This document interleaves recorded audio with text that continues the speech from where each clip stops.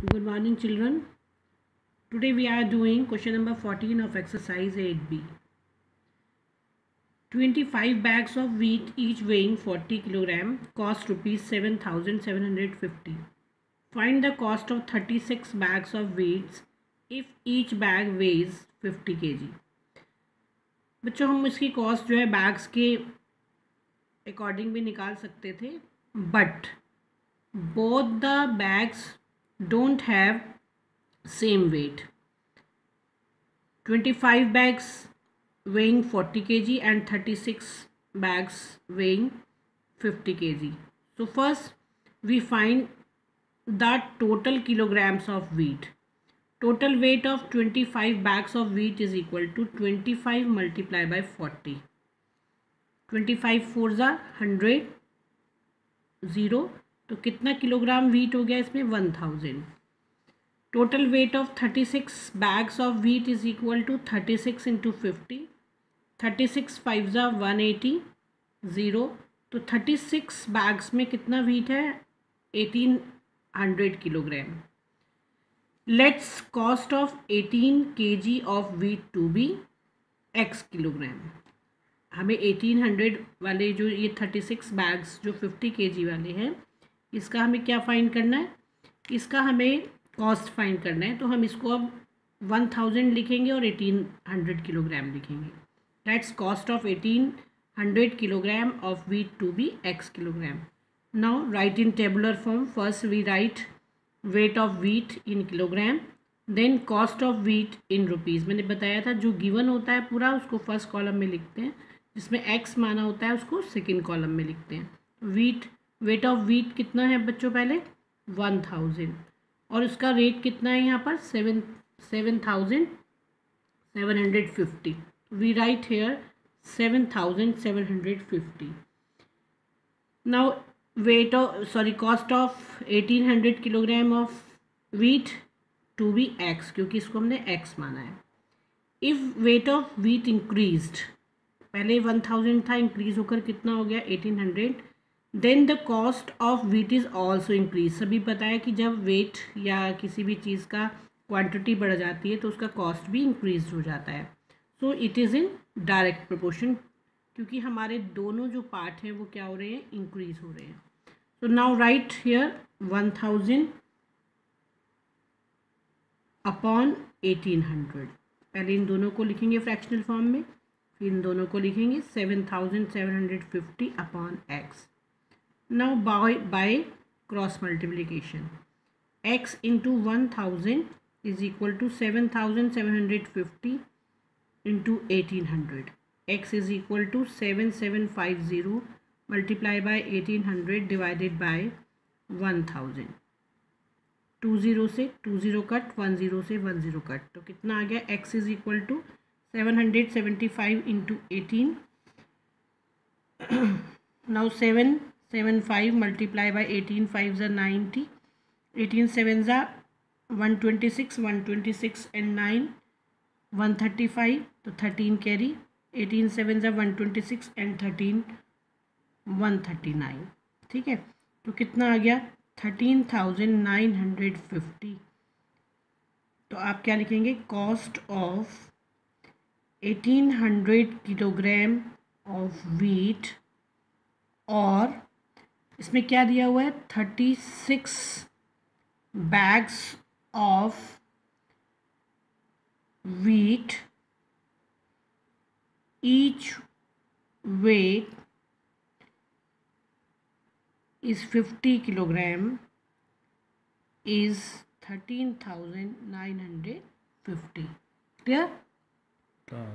Now question number 15. A laborer was hired for 10 days for rupees 975 on a contract.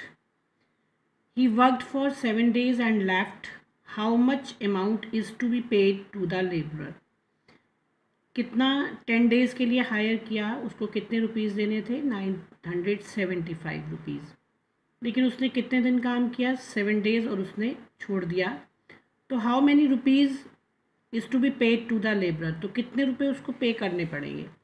Let's the wages of 7 days to be rupees x, क्योंकि हमारे पास 10 days की जगह उसने 7 day काम किया तो हम उसको 7 डेज का ही वेजेस पे करेंगे। वेजेस कहते हैं लेबर को।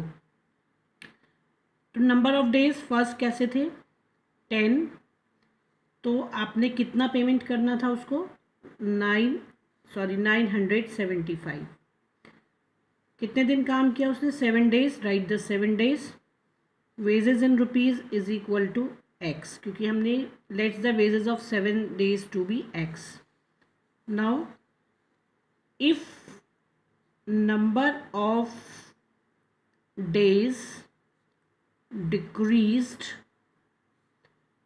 then wages of laborer also decreased। जब उसने कम दिन काम किया यानी कि नंबर ऑफ डेज पहले से डिक्रीज हो गए तो वेजेस भी क्या हो जाएगी decrease. So it is in direct proportion.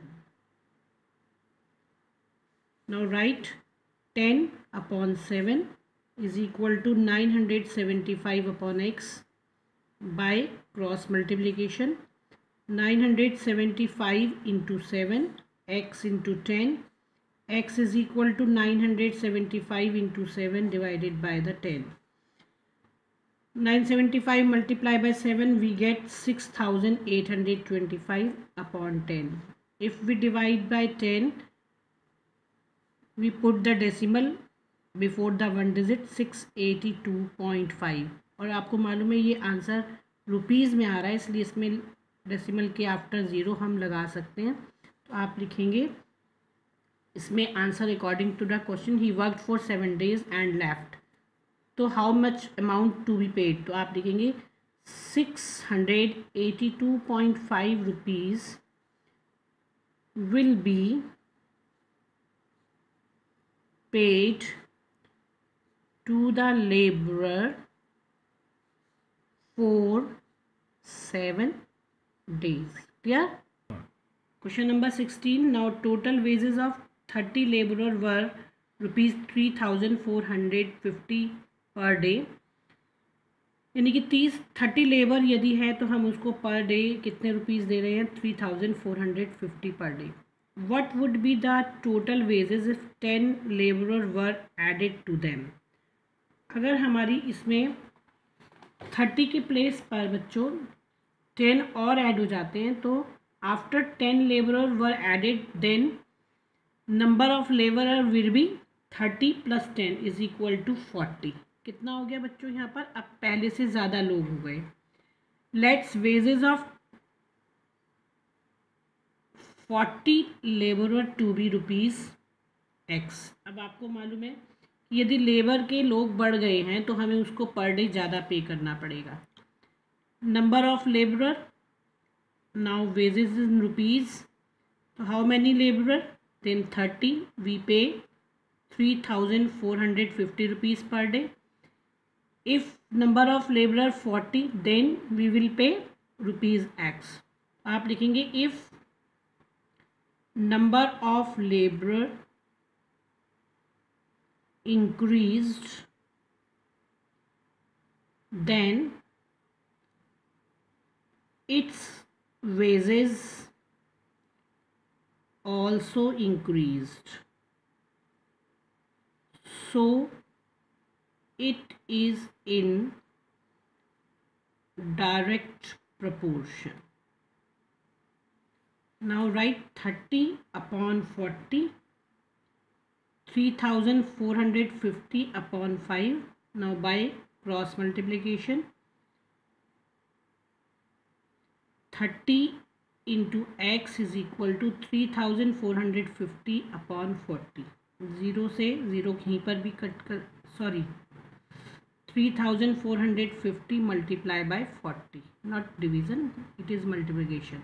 x is equal to 3,450 into 40 divided by 30, 0 से 0 cut, 3 1s are 3, 3 1s are 3, 3 5s are 15, 0 का 0, 1,150 multiply by 4 is equal to 4 0 0, 4 5s are 20, 4 1 the 4, 4 or 2 6, 4 1 the 4. So how many rupees? 4600. So write the answer. If 10 laborer were added, then wages will be paid rupees 4600. Clear? Now on Monday we will continue this exercise. Some questions I am giving in homework.